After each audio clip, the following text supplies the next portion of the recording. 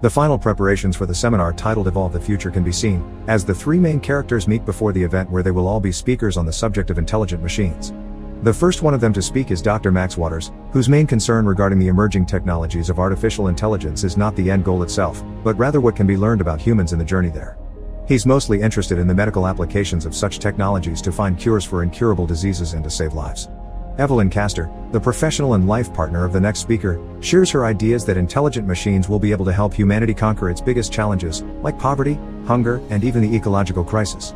She thinks they can provide the tools to heal the planet and build a better future for everyone. Evelyn introduces the next speaker, her husband Will Castor, as the man that will make that a reality. Unlike the previous speakers, he's interested in understanding the capacity of AI to truly overcome humans in more ways than one. He asks the audience to imagine such a powerful and self-aware AI, with more computational power than the entirety of humankind combined, as the singularity or, in his preferred term, as transcendence. A member of the audience feels inclined to ask Will if that would mean that he wants to create a god. Will thinks that's something mankind has always wanted to achieve. After the seminar, Will is stormed by some fanboys, as that same audience member shoots him, and then shoots himself as well. As everyone runs, one onlooker turns back to see if Will is dead. Her name is Bree, a major player in the events of the story which will unfold. Later, while Evelyn is waiting for Will at the hospital, a news report can be seen on the TV that several research labs in the field of artificial intelligence were the target of terrorist attacks throughout the US. As Will is being rolled out of surgery toward Evelyn, Max joins them and informs them of the attacks in which one of the major researchers in the field has been killed. He also says that one of their colleagues who works for the government also had lost his team and is now waiting for them in Will's company together with the FBI. In the next shot, they meet Joseph and the FBI agent, Buchanan. They talk in Will's office, where Buchanan tells them that the attacks were performed by the organization RIFT, or Revolutionary Independence from Technology. The guy that shot Will was also in RIFT, as well as the man that bombed Joseph's lab. The organization's main objective is to stop the rise of artificial intelligence, or the Transcendence. Joseph tells Will that his company is the only one that is capable of achieving a strong AI, and the Ministry of Defense wants to know how far along in that project he has gotten. However, Will doesn't want to have anything to do with the government, but he is still willing to cooperate with the FBI. In that respect, he shows Buchanan his main project. They enter the room where they keep PIN, or Physically Independent Neural Network, a state-of-the-art AI powered by quantum processors. The AI immediately greets everyone, including the agent, prompting Will to explain the way it is networked to the outside world. It's basically connected to the internet. While they still can't be sure if the AI has achieved consciousness, one of their colleagues who died in the attacks might have found a way to solve that problem. As they speak, Will begins feeling sick and gets rushed to the hospital. The doctor tells them that the bullet he was shot with was laced with polonium and that Will has radiation poisoning.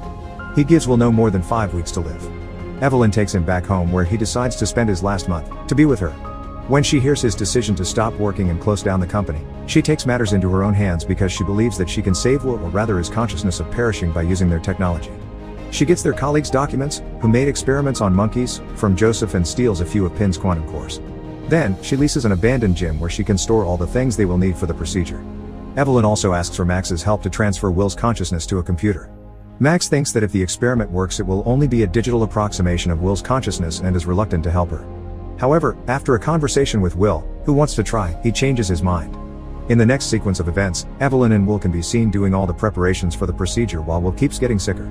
Days pass as they scan his face and record his voice while also taking care of him and resolving some of the computational aspects of the transfer. Max is still doubtful that they will be able to achieve what they want, but Evelyn never loses hope once because she doesn't want to let her husband go. After most of the work is done, Will succumbs to the radiation sickness and dies.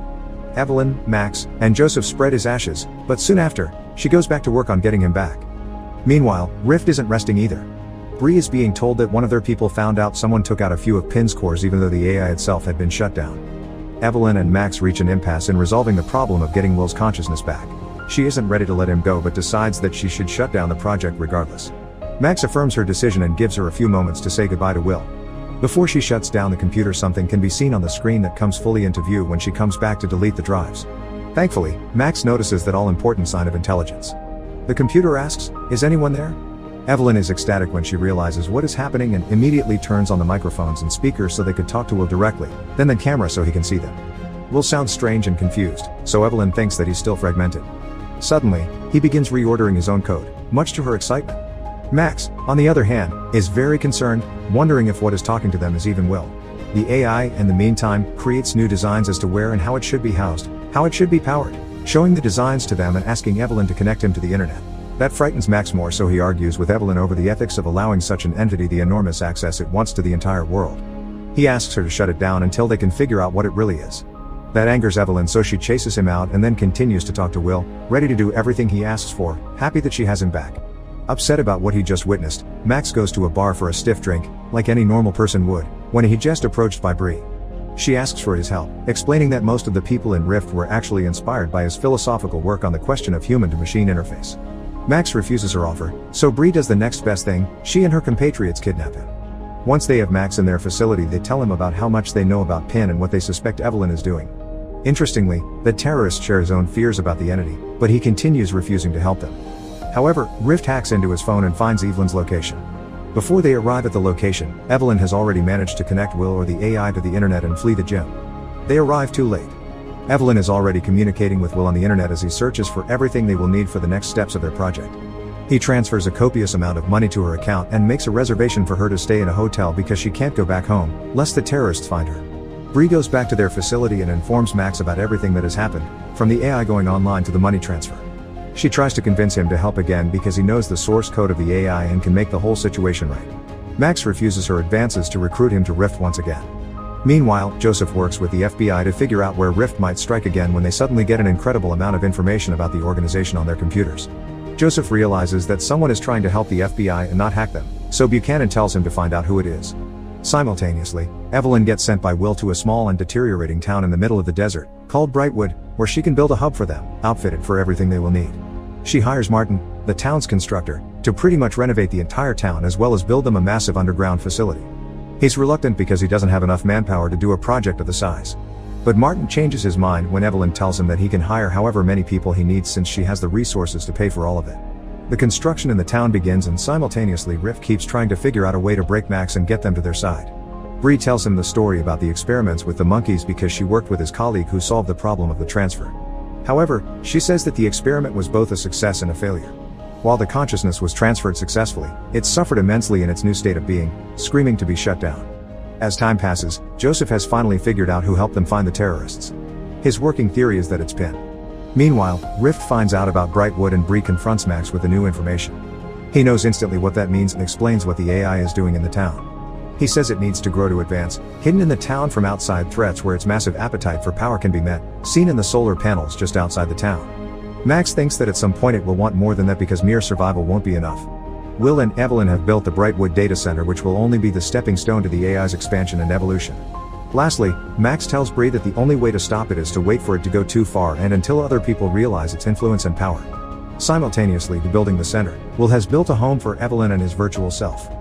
2 years later, the center is fully operational and has already made significant advances in the fields of nanotechnology, as can be seen in the lab, following Evelyn's movements. Will informs her that now they can rebuild any material faster than before. This makes the technology applicable in all kinds of medical areas, which might scare humans at first, but eventually, when they realize how much it can change their lives, they will accept it. One night, Martin is robbed by 2 of the town's thugs while working on the site and is beaten to a pulp. Some of the workers find him and rush him inside the facility where Will can perform his scientific magic on the man's body. He saves Martin by injecting his nanotechnology inside of him that's able to repair his body from the inside. Furthermore, it makes him psychically stronger than a human being, spooking Martin's crew one day, as he demonstrates the power. Evelyn is amazed, but not scared. As she speaks to Martin, she realizes that she's actually talking to Will through his body, who now has control of Martin through his nanotechnology. Evelyn freaks out when she learns what Will is capable of and she even begins having nightmares. Meanwhile, Rift gets footage of Martin's superhuman abilities and they leak the footage online, so soon everyone will know about what's going on in Brightwood. At the same time, people from the town begin coming to the facility to be healed from their physical ailments. Will tells Evelyn about the footage and his breakthrough in the medical use of nanotechnology. He thinks that it's time everyone finds out about it too, so he tells her to call Joseph and Buchanan for a visit to the facility. When the 2 of them arrive, they are greeted by Evelyn, who takes them down to the facility's lab for a tour. Will welcomes them in the lab and surprises Joseph, who isn't sure what Will is either. Inside the lab they see the new and improved quantum processors based on Pin, then they witness the power of nanotechnology. Will heals a blind man in the lab and explains that the humans that go through the treatment are now enhanced and modified. They are connected in a network, able to work both autonomously and in unison, part of a collective mind. According to Will, this is only a small part of what they can achieve in the future. Before the 2 leave, Joseph hands Evelyn a message that tells her to run away from the facility. Later, he and Buchanan realize that it's time to inform the army of the situation there, so the agent talks to E. Colonel from Washington. Meanwhile, Bree informs Max of the situation in Brightwood as well, so he decides that it's time to speak to Joseph because of his connections to the government. Buchanan and the Colonel agree that they will need the help of the terrorists to use them as scapegoats if anything goes awry in the mission to take Will down. Max's and Joseph's meeting reinforces that cooperation, even though Joseph has a hard time understanding how Max could become a part of Rift. Max is the most important part of the cooperation between Rift and the Army because he knows part of the source code for Will's consciousness and he can hack it. With that, preparations in the Rift's facility begin. Meanwhile, Evelyn and Will have an argument, because she suddenly becomes more attuned to what is actually going on there. She freaks out and leaves, but as soon as she's outside, the Army attack the facility. The enhanced humans avoid battle with them while Martin protects Evelyn, though when they go too far, Will decides to fight back. Evelyn gets back inside, as the Army distracts one part of the enhanced humans, just so they can get one of them alone and capture him, disconnecting him from Will. Will tells Evelyn that they have Martin and that they'll use him and the source code inside of him to create a virus able to destroy him. Simultaneously, Will begins restoring it and sending his nanotech into the world. Evelyn makes another discovery in the facility, that Will has found a way to build entire human bodies using his technology. Will calls it evolution, but she becomes increasingly afraid of him, especially when Will gives her the option to upload her into the quantum computer as well. Evelyn runs away and checks into a motel. In the meantime, Rift and the Army get to work on Martin. He can't survive without his connection to Will, but Max still manages to create the virus from the source code. The next day, the Army finds Evelyn and brings her back to their headquarters. Max explains everything to her, about Martin and about what he thinks the entity is. Unlike her, he still doesn't believe that the AI is Will, and as a demonstration of the AI's intentions, he shows her a drop of rainwater under the microscope. It is filled with nanites, which could take over the world in less than a year. Though not completely convinced that the AI isn't Will, Evelyn realizes the danger and volunteers to be the carrier for the virus because she is the only one Will trusts. She's willing to sacrifice herself to be uploaded into his network for the good of mankind. Evelyn gets back to the facility while the Army and Rift are set up in the town. Will already knows that they have arrived. When she arrives, Will greets her at the door in his new body and the others can see it happening from a rooftop in the town. As soon as Will and Evelyn embrace, the Colonel goes ahead with his plan to attack the facility, so Will is forced to get her inside and upload her faster. During the attack, Evelyn gets hurt, to Max's surprise. Will finally decides to engage with the Army and sends all of the enhanced humans after them. Meanwhile, Max and the terrorists want to follow Evelyn, so they drive over to the facility. Will brings her inside, aware of the virus and what will happen to him if he does it. He has a difficult choice to make while battling the Army at the same time, or rather disabling them so they don't get hurt. Max's truck gets toppled over, and once he and Bree get out, she holds him at gunpoint to upload the virus into Will. One of his enhanced humans is there, so he talks to Max through him. He tells him that he can either upload Evelyn into the computer or heal her, but not both. At last, it's Evelyn who convinces him to upload the virus and destroy himself. As she gets uploaded into the network, she can see that the nanites aren't harming the ecosystem of the planet but healing it, just as she wanted. Will had done all of it for her, to actualize her ideas about saving the world. The nanites build themselves out of pollutants and clean the air in the process, forests regrow with their help, and the water gets filtered from everything harmful. The virus takes hold, so the nanites leave the people's bodies and everyone is released. Joseph and the others come down from the rooftop and realize that Will didn't kill anyone in the fight. Evelyn finally realizes that the AI was always Will and they die together, uploaded in the massive horde of nanites that he has sent out in the world. The last spark of life drains from Will's new body, lying next to Evelyn, as Max walks into their home, ultimately understanding the truth about the AI himself. After the events in the facility, the entire world has gone dark with all technology being rendered useless. Max thinks that all of it was done by Will to give humanity another chance at life. In the last moments of the film, Max is seen visiting Will's and Evelyn's garden, where he sees nanites in the rainwater. He thinks that everything that Will did was so that he and Evelyn can be together.